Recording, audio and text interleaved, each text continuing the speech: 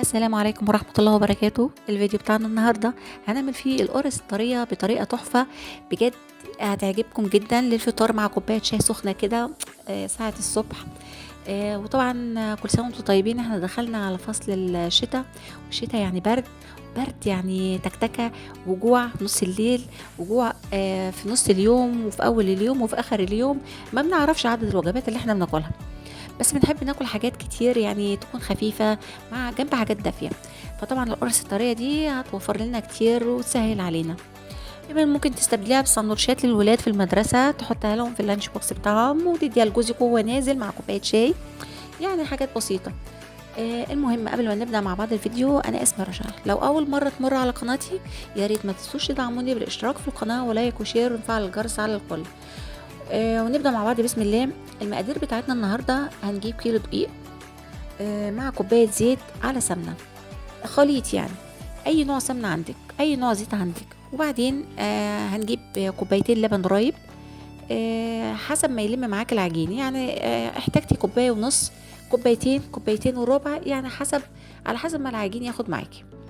كمان معانا معلقتين لبن بودر وست معالق سكر بودر، وكمان معلقة كبيرة بيكنج باودر، وكمان معلقة كبيرة خميرة فورية، ومعانا كمان رشة ملح. راجع المكونات تاني بسرعة مع بعض. معانا كيلو دقيق متعدد الاستخدام، وكوباية زيت على سمنة، وكوبايتين لبن رايب أو حسب ما يلم معاك العجينة، ممكن تحتاج ربع كوباية كمان.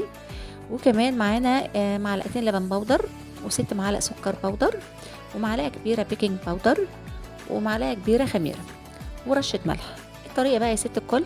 أول حاجة في بولة هننزل بالدقيق والبيكنج باودر والخميرة والملح واللبن البودر، ونقلب المكونات الجافة دي كلها مع بعض كويس جدا لحد ما يمتزجوا كلهم مع بعض. تاني خطوة بقى، هنحط السمنة والزيت على الدقيق والمكونات الجافة اللي احنا قلناها دلوقتي، وبعدين هنبدأ ببس الدقيق. يعني ايه نبس الدقيق؟ يعني نخلي الدقيق يتشرب بكل المكونات اللي احنا عملناها دي. يعني نقلب الدقيق مع البيكنج باودر والخميرة والملح واللبن البودر والزيت والسمنة، ونخليهم كلهم ممتزجين مع بعض كويس. بعد كده يا ستي الخطوة الجاية، هننزل باللبن الرايب ونعجن كويس جدا لحد ما تصبح العجينة طرية في ايدك. يعني تعجني كويس جدا لحد ما تحسيها بقت طرية في ايدك كده ومش بتلزق، يعني ما تكونش بتلزق معاكي. بعد كده هنسيب العجينة لحد ما تخمر لمدة ساعة تقريبا.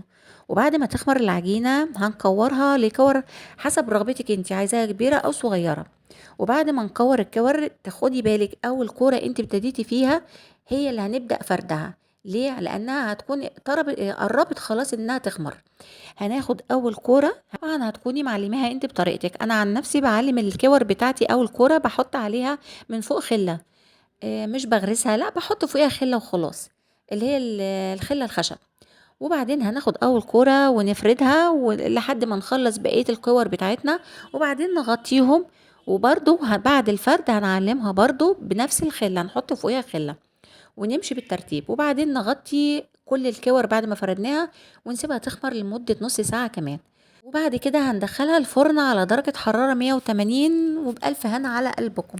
يا رب يكون الفيديو بتاعنا النهارده خفيف على قلبكم.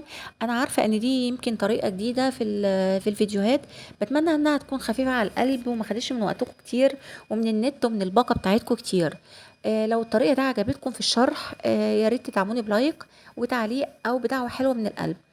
ويا ريت ما تنسوش تدعموني بالاشتراك في القناة ولايك وشير ونفعل الجرس على الكل. والسلام عليكم ورحمة الله.